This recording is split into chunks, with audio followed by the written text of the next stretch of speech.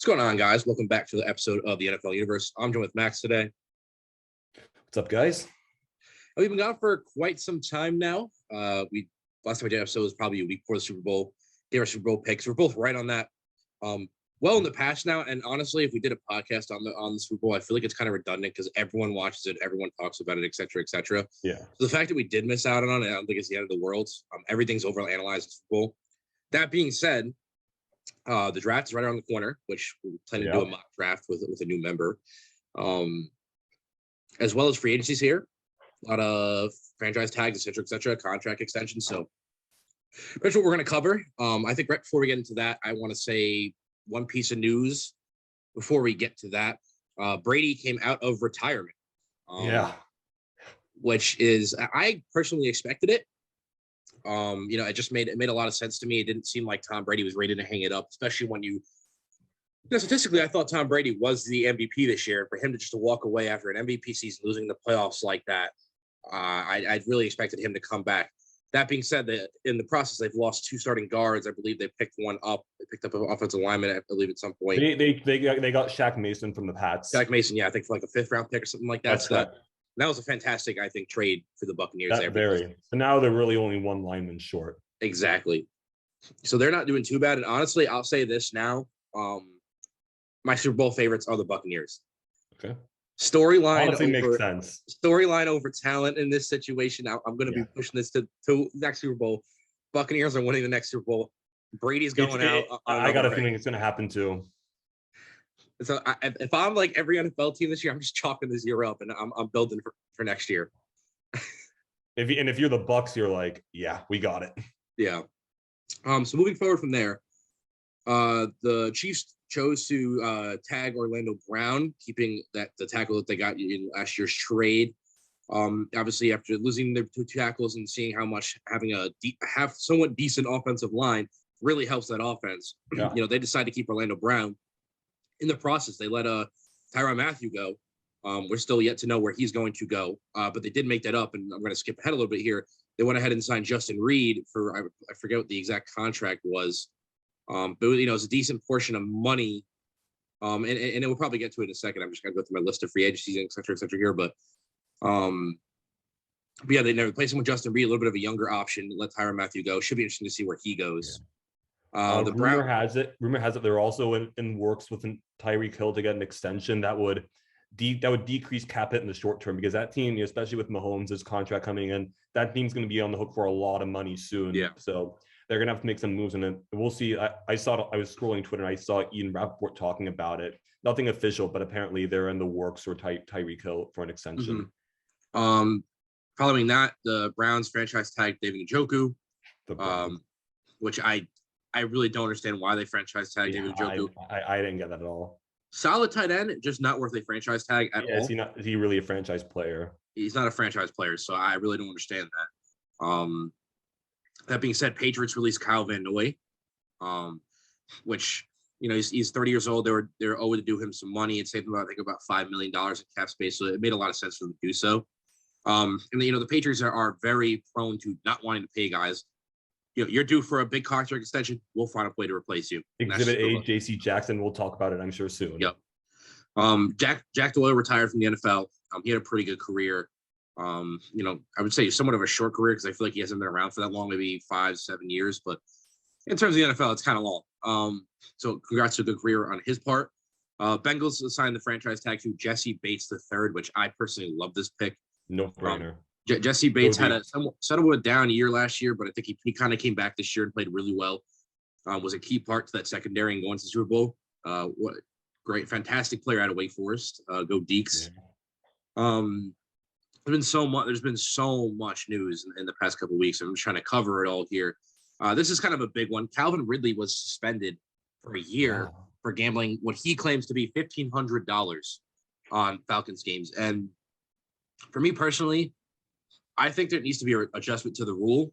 However, he broke the rules. Yeah. And he deserves a suspension. Do I think he deserves a 1-year suspension? I think it's a bit long, considering there's players like I'm trying to think off the top of my head who've done worse stuff, I believe, but Ben Roethlisberger, I think, got like a less suspension than that. There are guys who literally beat women, and they're punished less. I mean, it's a stupid Sum it rule, up, yeah. but I mean, it's the rule, but like it's got to be changed. The suspension is too long. I think he should be suspended for breaking the rule. However, he wasn't participating in these games, so for him to gamble on them, I don't think it's the end of the world. However, I kind of get it. However, he's got to, always push the rule first rather than break the rule and then complain about the rule. Push to change the rule first and then do what you want to do. At the end of the day, as everyone putting it, in the world of gambling, when you're betting up 1,500 and then you lose all your money for the next year, it's probably not the smartest gamble. So, I mean, you got to think of it that way. You got to know the rules. That $1,500 costed him millions. Yeah. Moving from there, the Cowboys and the Dolphins both tagged their tight ends, Dalton Schultz and Mike Gesicki. Wasn't as surprised about that. I think they're actually, especially Gesicki. Mm-hmm. And it just makes a lot of sense. Teams are going heavy with the franchise tag on tight ends this year. They really are. The Buccaneers tag Godwin, I believe they have yet. I can't remember. Did you just hear the recent news about Godwin? What happened? A 3-year, $20 million per year extension as of last night. There you go. So he was not franchise tagged. He was extended. Well, he was franchise tagged, but then what they said all along was like they were going to franchise tag him by the deadline. If they couldn't get a deal, they didn't get a deal by then, but now they've made it final. So Godwin will be staying a Tampa Bay Buccaneer for 3 more years. Gotcha. Going from there, Aaron Rodgers conspiracy theories. Where is he going? Where is he going? They're over. God. He's going exactly where I thought he was going. Back to the Packers. And honestly, if you're Aaron Rodgers, this was all in the plan the entire time. He was never leaving. He basically played this, I might leave, I might not, being very vague. I really thought he would leave. And I think he was I don't think he was 100% bluffing. But 4-year, $200 million extension, the highest paid quarterback in the NFL at the age of, I believe, what is he, 38 right now? Yeah, it's betting on a lot.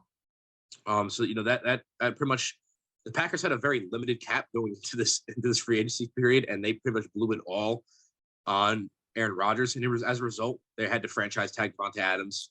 If you're bringing back Rodgers, you need Davante Adams to have that 1-2 punch. Definitely could not afford to pay Davante Adams on a new contract extension. Did you hear what Davante just said the other day? He said he will not play on the franchise tag. And he said, and apparently he turned down $23 million a year from the Packers. Wow. So things are really dicey from that perspective. Yeah, I didn't hear about that. And from the Packers' perspective, they have to franchise tag him because their cap's limited. You have to. If they want to keep Davante and not have a Le'Veon Bell situation, I'm assuming they're going to have to make some cuts, even further cuts. And it's just, you're stripping this team of talent in order to pay for Aaron Rodgers. In that case, I don't know why they extended Devondre Campbell and Preston Smith. Yeah. Because all you're doing is just like taking up more money. Mm-hmm. It's going to be interesting to see where they go from here. Because again, they're dropping a lot of talent. They're really limiting themselves from contractual standpoints. They're really limiting their cap by sending Aaron Rodgers to this huge contract. And it really begs the question, why did they draft Jordan Love? He has hardly touched the field. Was it to put a fire under waste in history? To put a fire under Aaron Rodgers? Because it's just, this is the situation where, honestly, maybe to put a fire under Aaron Rodgers. That's the only thing we can think of. This is the situation where you drafted Jordan Love. You sat him a couple of years, gets a couple of years of experience, maybe like an Aaron Rodgers to Brett Favre sort of situation. Aaron Rodgers is really good. Sit Jordan Love, develop him, and he's ready to come when you come to a situation where it's either we let Aaron Rodgers walk, we pay him $200 million. That's where you go, okay, we draft Jordan Love. He's ready to start now. Goodbye, Aaron Rodgers. Let's move this franchise forward. And it just makes no sense to me. Jordan Love practically plays no point on that team. And like, say a QB hungry team wants they want to trade him to a QB hungry team. Well, what are you going to get for him? They certainly a mere fraction of the value of what you drafted him as. Not only that, but they traded up to get him. Yeah, does not make a lot of sense. Moving forward from there, the biggest trade I think we've seen in the NFL in maybe the past decade, because of just, again, brand name quarterback Russell Wilson was traded to the Denver Broncos. I think we all expected it. However, it does not diminish the effect that it's going to have on the NFL. The Seahawks are going to have to enter a full-blown rebuild. That being said, I just want to go through what they got. They got Noah Fant, Shelby Harris, Drew Lock, and I believe 5 picks. I think there's assortment of, I think there's maybe a first in there. There's like 2 firsts, a couple seconds, and then I think there's like a 5th round pick in there. That being said, don't love the move on the Seahawks part, because I think they had to trade him to start the rebuild. I don't think the value they got in exchange is necessarily equal, because I think Russell Wilson is one of those players that's on the do not trade list. However, they were kind of forced to do it because franchise was failing. I think it was clear that Russell Wilson kind of wanted out, but would probably not come out and say it. It's a waste to not go into rebuild with how poor their defense was, how poor their offensive line is. For the Broncos, I think it's a fantastic trade. You traded Noah Fant. That's really the value you're losing here. Shelby Harris was replaceable. Drew Lock was replaceable. Yeah. And those picks, the odds that they're only in 2 years.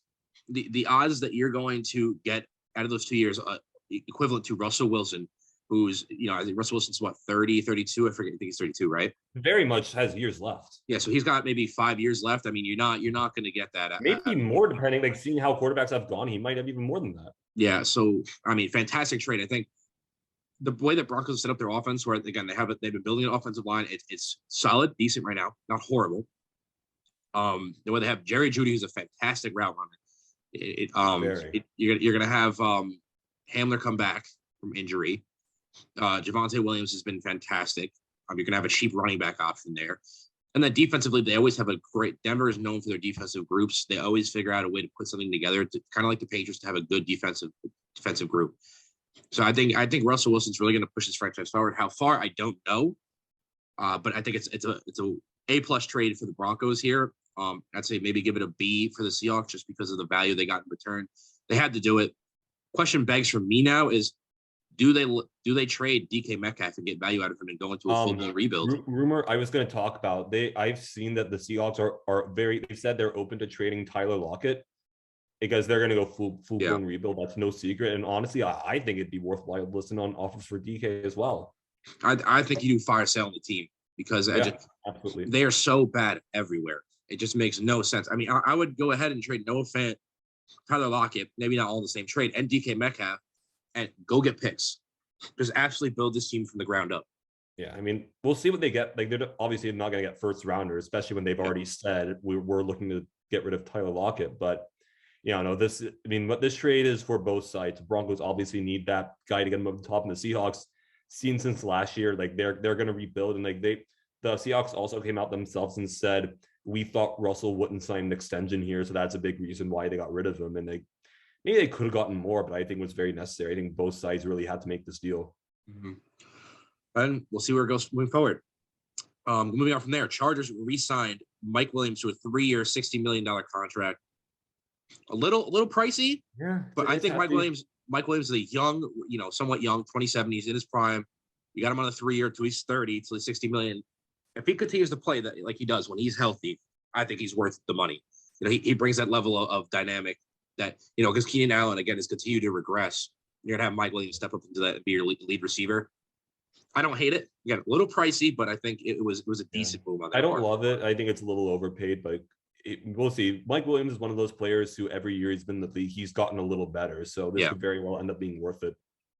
Moving on from there, the Titans re-signed Harold Landry, which obviously became a big part of their pass rush moving forward.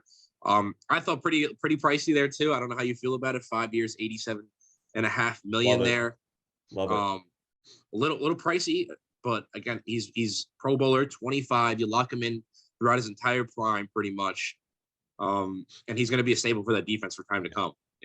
So we absolutely had to re-sign Harold Landry because the Titans always talk about last year. That front four was one of the best they've had in a while. Yeah, it's been such a long time since the Titans had their defensive front be a force, and all year they talk about whatever happens next year, you have to keep that front four together. We did just that, and for a team like the Titans, with Ryan Tannehill is going to be the quarterback next year, and we've seen he's pretty limited. It's fair to say he's holding this team back, but if you're going to win with him, you have to make sure every other position is loaded. And I think the Titans are definitely doing with their defense. We don't have to make another addition or anything to that defense all offseason. That's set to go for next year.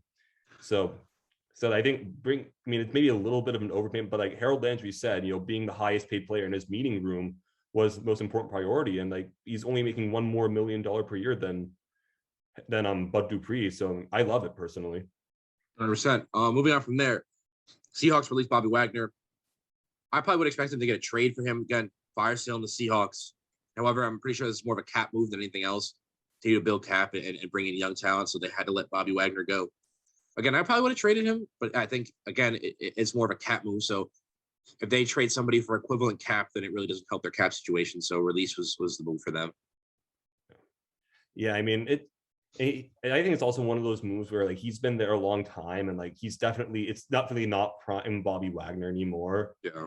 So like they probably thought, I mean, they might have tried to trade him. Who knows? They probably just couldn't get much for him. Yep. Moving on from there, the Commanders, which I don't know if we've been on since Washington has changed their name to Commanders. Yeah. So the Washington Commanders now, they went ahead and acquired Carson Wentz. From the Commander side of things, don't really understand it. Carson Wentz, it seems at this point, doesn't really have a high enough ceiling to really change a franchise. Again, he's just a plug and play quarterback where if you have a fantastic team around him, maybe he could take you on a deep playoff run because he's good enough to do that. But he's not going to push this team over the top. He's not talented enough. On the Colts side of things, I don't love it either. I mean, given they got a couple picks out of it, but this is the third. They're going to move on to their third quarterback in 3 years with a young group that they're trying to build. I mean, between like Pittman, Quentin Nelson, again, you have a lot of young pieces there that are trying to build this team. And if you continue to switch quarterbacks, especially on the offensive side of things, you know, it's going to bring about some issues. You know, you're going to have inconsistencies from wide receivers running routes and timing. And, you know, these things take time and chemistry to build. And if you're constantly switching out your quarterback, you're going to have that issue. However, I think it was clear that Carson Wentz wasn't the issue. I mean, what was not the answer, rather. Yeah, I was going to say. So getting picks out of him isn't terrible. I just don't know if trading him right now was the absolute elite move and what you needed to do. Don't hate the trade on the Colts side of things. I just makes no sense to me on the Washington side of things.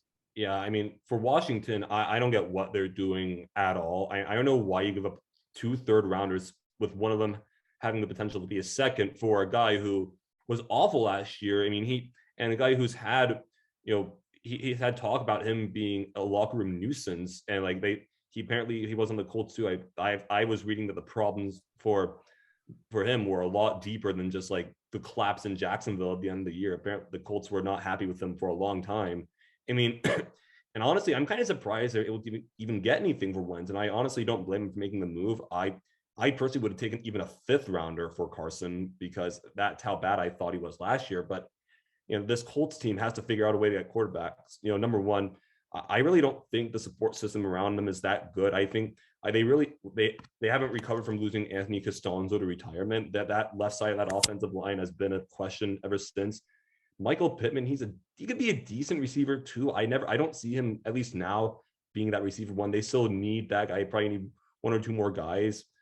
And I mean, on defense, they just acquired Yannick Ngakoue, so like their defense will probably be pretty good again. But I mean, they have to figure out that offense. And I also have heard that they're definitely in play for Jimmy G. And I also heard even further, the Colts apparently are the only market for Jimmy G as of right now. So that's who I'd expect them to play with next year.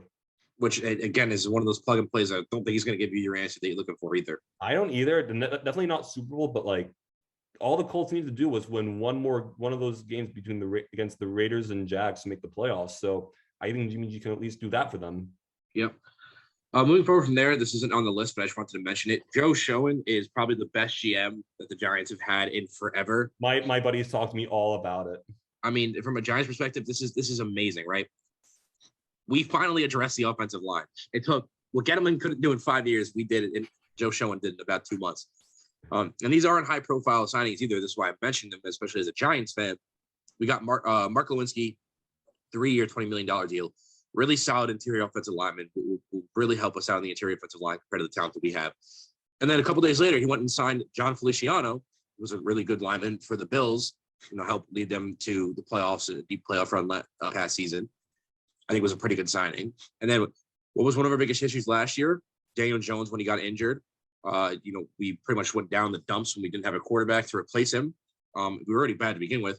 We go get Tyrod Taylor, who I think A, stands as our backup, but B, honestly, with Daniel Jones, and I think he's kind of lackluster play. For the time being, we get him on a 2-year, $11 million deal, which I don't think is terrible for a quarterback. For the time being, Tyrod Tayller, again, maybe is that Jordan Love where he puts a fire under Daniel Jones to perform better, or we're going to have some quarterback competition. So I like that. We didn't put a ton of cap into Tyrod Taylor, so I think it's a decent signing. And then we would get Ricky Seals-Jones, who pretty much scored that game-winning touchdown on us last season, can actually catch the football unlike Evan Ingram. So I just 3 really, really solid, I think, signings for the Giants. Nothing blockbuster, but signings that build depth that you're not going to see, on the newspapers. But again, it builds a championship team in the long run. So I'm just really happy with Joe Schoen has done so far. No, I think the Tyrod Taylor deal is honestly probably the best thing that could happen to Daniel Jones. So this shows the Giants are basically saying, like, look, we believe in you right now and you're going to get this chance, but you got to step it up. And what better way to light a fire under him than replacing with one of the best backup quarterbacks of our generation? Like, if you look at guys in the NFL who just made their careers just being great backups, Tyrod Taylor is probably one of the best ever to do it. And I think for a guy like Daniel, like, he needs that kind of guy who could easily replace him, but also the Giants showing like, we want to make it work with you, but you got to show us what you can do. So it's a great way for Daniel to get his last chance. 100%. So moving on from there, the Chargers went and acquired Khalil Mack from the Bears rather, for a second and a 6th round pick. I think an absolute steal for the Chargers. The Bears didn't really have much to do with him. Hasn't really played up to his contract. That being said, again, I think this is kind of the Rams Von Miller move last year, where you have Bosa, Joey Bosa. You tag on Khalil Mack to start building a pass rush. Obviously, they went and signed a J.C. Jackson. I guess we'll address that now. They signed J.C. Jackson to like an $83 million contract. Again, they're spending a lot of money, but I think in really valuable ways. If it doesn't work out, and I think it may be a reason of Herbert not being timed ready, in terms of he may not have enough experience to really get to that Super Bowl, get to that really deep playoff run yet. So they may be jumping the gun a little bit early in terms of signing free agents to fill the holes in the team. However, I really like the free agent signings. I think it really builds a complete team. They're very close to being, I think this team could win a Super Bowl on paper. Don't know how their experience in coaching is going to play out for them. But I think on paper, this is a team that could win the Super Bowl. Are they going to be a Bills Chiefs type of team, or especially with Herbert at quarterback, or are they going to turn out to be a Browns, where fantastic team on paper, but doesn't work out? I don't know. So we'll have to find out and see. But again, the signings and the trades they're doing right now, I think, are pretty fantastic. I think a bigger question than anything is, how are they going to fare in that AFC West division? Because right now, I don't think you can argue that division looks like the best in football, especially with the moves each team has made in the past week. In fairness, all 3 wildcard spots could go to those teams. But if we're being realistic, one of those teams is likely to miss the playoffs. So you could see one of the more talented teams in the NFL out of the playoffs because of pure circumstance. So I'm interested to see how that's going to play out. 100%. So moving on from there, Max Crosby was signed to a 4-year, $99 million contract. It was fantastic for the Raiders defense last year. And I kind of love the Raiders because you have Darren Waller on the offensive side, and you have Max Crosby on the other side. Both former addicts, different substances, I believe. I think Max Crosby was an alcoholic. So was Darren Waller. But yeah, and they both are alcoholics, and they both turn their lives around and are making hundreds of $millions in the NFL, and very good players and deserving of it. This is one of those things that we have a homegrown pass rusher. We're going to keep him here. We like the way he's played. He's 24, so a lot left in him. I really like the signing. I think it's a decent value too, for paying $25 million a year. A little steep, but again, with the value that Max Crosby provides you at the age that he does, he only stands to get better over time. So I think he's only getting better, and he'll play into that contract rather than him being worth the money now. And better to pay a guy like a really good edge rusher, because edge rushers are so valuable. In Titans with Harold Landry overpaying a little, but Raiders Max Crosby maybe a little. But again, both homegrown edge rushers, that's so hard to find. So I think especially with the Raiders here in this case, really making a great move, investing into such a critical guy who's gotten better throughout his career. Browns go ahead and acquire Amari Cooper from the Cowboys for a 5th to 6th round pick. Cowboys are looking to dump Amari Cooper here. They needed cap space in order to make a lot of different signings, and Amari Cooper was unfortunately the one that had to go as a result. Browns get incredibly good value for Amari Cooper for a 5th to 6th round pick. However, is it going to make a difference to the Browns? I don't think so. They had Odell. No matter who they bring in there, they're unsuccessful, and there's something deeper than talent on that team that is not allowing them to win. It could be a dead-end spot for Amari Cooper here. That being said, Browns got good value. If it works out, it works out. They had good value to start. Just don't know how well Amari Cooper's going to do in Cleveland. Honestly, I'm surprised that the Cowboys are even able to trade Amari Cooper, because he's been honestly overpaid and underproductive for what he's done. And the word came out that they were likely to release him, and I'm not sure why. Honestly, the Browns spent a 5th round pick. It's probably because the way his contract's lined up right now, he has no guaranteed money left. So if he even slightly underperforms, he's out of there. And with the way the Browns have been run, I don't know. I think it could be not a great ending. And with the way you see what Jarvis Landry was saying weeks ago. Yeah, he got released, but what was he saying? Apparently, he was saying the Browns were making him play through an injury. And like, sounds like he was also just dunking on the culture over there, which is no surprise. Yeah. That being said, moving forward, Buccaneers re-signed Ryan Jensen, again bringing back their center, which is 3 years, $39 million, kind of expensive, but again they're trying to keep that offensive line together for Brady. Don't have much else to say there. Packers signed Preston Smith to that contract extension again, which is going to be tough to fit in Devontae Adams, but they had released somebody. They released Darius Smith, who gets picked up by the. Yeah, that confused me too. Why would you re-sign Preston Smith and Devondre Campbell but get rid of the Darius Smith? Yeah, I don't get that. I don't get it either. Darius Smith was your best passer. So that being said, I guess he might have been the most expensive. On top of that, the Darius Smith definitely he goes to the Rams, not the Rams, rather the Ravens, rather, as a result of this, which I don't remember the exact details of his signing, but from there, the Dolphins re-signed Emmanuel Ogbah.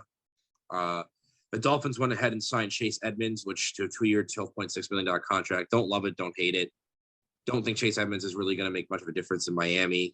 The Steelers signed Mitchell Trubisky, which I think is interesting. I guess they're planning to roll with him for the next 2 years. It's going to be a dead end. They're going to have to trying to quarterback. Yeah. It's going to be a dead end. They're going to have to draft the quarterback. That's really what's going to happen here. Yeah. Seahawks re-signed Quandre Diggs, which I don't really get, to a 3-year, $40 million contract. Don't really know why would he want to stay there. Why would you want to keep him? They threw a very expensive contract at him for a safety. They can 29 years old. Best safety doing the league with him and Jamal Adams. Yeah, Jamal Adams definitely wants to get out of there right now. Yeah, the Bears signed Larry Agunjabi, what his name. However, it is. Great defensive tackle for the Bengals last year. It was pretty solid for them. I think he had 7 sacks. Pretty solid for the Bears there. A little bit overpaid, 3-year, $40.5 million, but in terms of the Bears right now, they're an absolute mess and need to figure it out. I don't think there's much more to say about them. But here's where we get kind of interesting. What I want to talk about: the Jaguars made a couple of potent, really huge offensive signings across their entire offense. They get Brandon Scherf, who's 30 years old. They'll go ahead and sign. Who else? Alukong. I don't even know who that is. He played for the Falcons. More importantly, they're linebacker. Yeah. But I think one of their worst. This is one of the worst signings I've seen in recent memory. Christian Kirk. I forget what the exact contract. Oh, the contract was 4 years. I believe it's 4 years. I believe it's valued at $18 million, but has incentives and potential to be $21 million a year, which is incredible for Christian Kirk, who's never had a 1,000-yard season. Like, what is Christian? Christian Kirk's like a mid-tier receiver too. I think. Like, I don't know what they're just throwing their money around because they think they're helping out Trevor, but like, you spend your money wisely. Hey, I couldn't have said it better. Could not have said it better. And that's a huge issue with them. The Eagles went ahead and got Hassan Reddick, who had his breakout year last year. He's had 23.5 sacks over 2 seasons. Was very, very, very good last year. And, he's 3 years, $45 million. I think it's pretty good value for the Eagles, especially with the budding pressure that he's become. The Packers went ahead and signed Devondre Campbell, which we talked about, 5 years, $50 million. Again, really expensive contracts for players that you don't necessarily need. Chargers went ahead and signed J.C. Jackson. We talked about that. Dolphins went ahead and signed Teddy Bridgewater to a 1-year contract. I'm assuming it's the backup Tua in case he gets injured. However, maybe bring some quarterback competition, because I think Tua's not the answer at this point. Doesn't really matter much. Buccaneers re-signed Carlton Davis, who's a really good corner from them last year, and again, bringing back those vital parts of the defense that they can afford to, in order to bring this championship team back together, at least championship 2 years ago, championship team that they had. Jaguars signed Evan Ingram to a 1 year, $9 million contract. Evan Ingram has no hands. I'm not, again, athletic as hell. One of the most athletic tight ends in the entire league. Fantastic speed. He just can't catch footballs. I don't hate it because it's a 1 year, $9 million contract. A little bit on the expensive side, but you're limited. They only have him for 1 year. Kind of a test run here. Don't necessarily hate it. Just don't think he's going to add much value to your offense. Cowboys signed Marcus Lawrence to a 3-year, $30 million contract extension. Pretty solid there. $10 million a year for the pass rushing that Lawrence gives you is pretty solid, in my opinion. The Jets signed CJ Uzomah, which I really love the signing for the Jets. Gives Wilson a nice target. Was really, really good with the Bengals over the last year. I think it was a crucial part in that playoff run that they made. 3 years, $24 million. We went from there. The Jaguars went ahead and signed Zay Jones. Third again is one of those other things. Third string receiver for the Raiders. And third string after Henry Ruggs was gone too. And $10 million a year. 3 years, $24 million contract. So again, you're dumping $8 million a year. Okay, still bad. You're dumping $8 to $10 million a year into a receiver that's never had better than maybe like a 500-yard season, 550-yard season. Just doesn't make sense to me. Just dumping a ton of money into a player that doesn't really deserve it, and it's not really going to help your offense really change. You're giving Lawrence weapons, but you could have went and drafted the equivalent weapons in the 5th to 4th round, in my opinion, and saved a lot of money.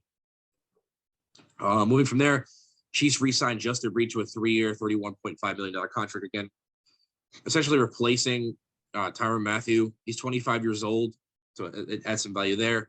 49ers get Charvarius Ward. The Rams released Johnny Hekker. Sad to see him go. Weren't really getting much value out of him because they don't punt as much. They've been a really good offense, and to pay, to have one of the elite punters in the league just doesn't make sense from a salary cap standpoint. Right. So they had to let him go. Fantastic punter. He will find a home elsewhere. I'm sure it was both sides kind of understood how it played out. Yeah. The Browns went ahead and acquired Chase Winovich in exchange for Mack Wilson, which I really like this trade for the Browns. I think Chase Winovich is a lot better, and he's shown to be a lot better than Mack Wilson, because it's a trade. Again, the Pats don't want to pay their upstart guys. Exactly. That, and just this, by the nature of how this trade is going to work, Chase Winovich is going to fall off a cliff, and Mack Wilson is becoming an elite linebacker that the Patriots go ahead and dump in about a year or two when he asks for a contract extension. Can I mention two things? Because I have to actually kind of go in like 5 minutes. Yep. So first off, I'm sure you saw yesterday, Von Miller. How about that? Cashing in 6 years, $120 million with $51 million guaranteed. I mean, so the Bills think this is 2016. I was looking at the breakdown of the signing, and it comes down to this. I think it's the first 3 years, pay him $53 million, so it's nearly like half the contract. But it's like, I don't know. He's going to be locked into that contract until he's 39 years old. Yeah. He's going to fall off a cliff 34, 35 years old. Yeah. You're throwing away $4 million of a lot of money in the salary cap, $20 million in exchange for a pass rusher that essentially fits your Super Bowl window. But I mean, with Josh Allen, you're going to have a longer window. I think that's the sort of thing you build over time rather than try and make a huge splash with a free agent. I think it made sense for the Rams because the Rams were, after the Rams got Matt Stafford, it just made a lot of sense. They're like, look, we love Matt Stafford. We love his fit. We need that one big pass rusher that's going to be able to do something for us. That's what they went ahead and acquired Von Miller. It just doesn't make a lot of sense to me. I don't think they really. It only affects them this year. Like they only affects them for this draft. Yeah. Yeah. So it's going to be really tough to manage that contract situation. Yeah. I expect Von Miller to get released halfway through their contracts.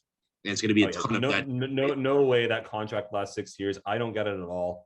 Also, another thing, the last thing I wanted to talk about was, so the Eagles, Colts, and Titans yesterday all proposed rule changes to overtime.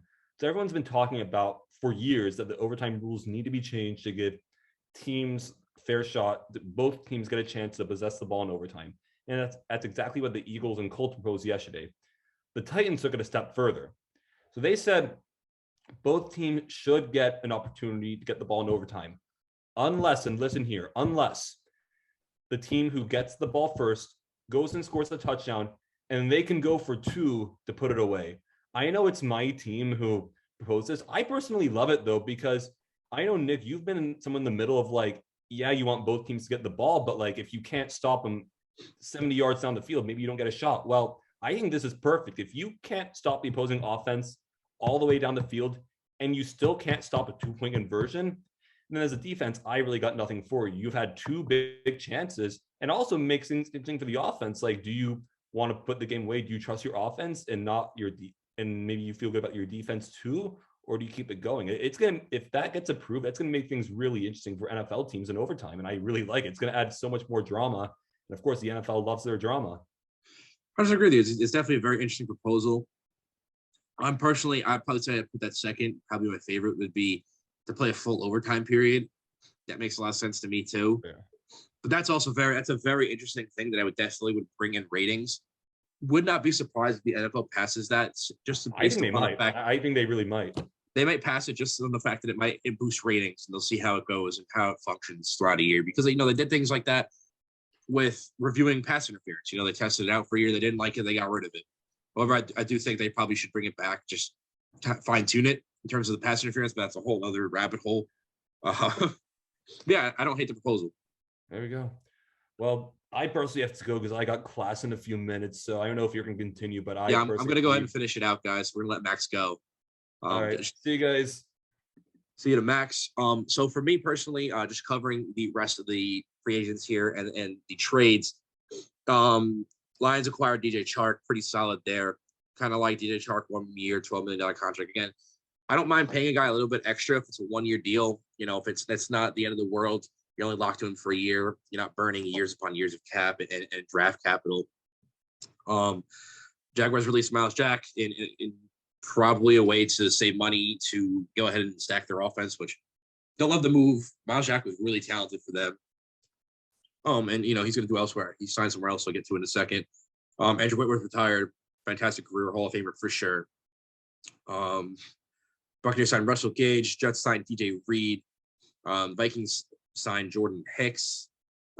Here's a good one. Marcus May, who's been the best safety in New York for a while now. Very, very good for the Jets. Go ahead and sign with the Saints here. 3-year, $28.5 million contract. And honestly, I like this a lot, especially when you're restructuring contracts and you're trying to bring in Deshaun Watson. You stack the defense a little bit, maybe to entice him. Don't really hate this here. It should be pretty solid, pretty interesting to see. Moving from there, Jaguars signed Darius Williams, who's been a fantastic corner for the Rams for a little bit now. It was really important in that Super Bowl run. He signs for a 3-year, $30 million contract. It's kind of a big loss for the Rams. Raiders signed Chandler Jones, who is a really talented player, but he is 32 now. He's starting to age out. 4 years, $68 million contract. They're definitely overpaid for him. But I think the Raiders are really going in here in terms of building that pass rush and trying to make a playoff run. I think they thought we're really close last year. Let's make some fine tunes. Find some things. We had a bit of an interesting midseason point with Henry Ruggs. It's probably being a little bit of a distraction to the team. Let's go all in and build this pass rush and see what we can do. Colts, go ahead and get Yannick Ngakoue for Rock Ya-Sin. I thought Rock Ya-Sin's a pretty solid talent. It's weird how Yannick Ngakoue gets traded so much. We'll see what he does in terms of what he does with the Colts. His lone season with the Raiders, he put up 10 sacks. It was pretty solid. He's a solid pass rusher. I don't know why he gets traded so much. That being said, Rock Ya-Sin's a pretty good corner prospect, and it should add some depth, especially with the Raiders go ahead and getting Chandler Jones, re-signing Max Crosby. Didn't have much use for Yannick Ngakoue, so it made a lot of sense for them to trade him. And they got a pretty good corner out of it. And I think somewhat young and building corner out of that. Titans released Julio Jones, kind of had to. Too expensive and not enough production. Gets injured a lot, so it just wasn't the greatest thing for him. So they had to get rid of him. Ravens signed Azarius Smith. Steelers went ahead and signed Miles Jack. I love the signing a lot. 2 years, $16 million contract. Pretty good money, too. Like that. We talked about Von Miller. And last thing that happened was Casey Hayward signed with the Falcons. And that pretty much covers everything, Kind of that speed run through all of it because so much information to cover. As we go into next week, we should be able to cover a little bit less, go a little bit more in depth. Talk about projections and in terms of where these free agent signings land teams and what do we think about the projections of people. But that being said, the draft's right around the corner. So we should have a little bit of draft content coming soon. I still got to go through it and check all my draft mocks and review some tape, which I haven't done for everybody yet. There's a couple of guys at the top that have been looked at, but in terms of depth, I like to at least look into the third round of potential players. So until then, see you guys around next time. Thank you for watching us for our comeback, and we'll see you guys next week.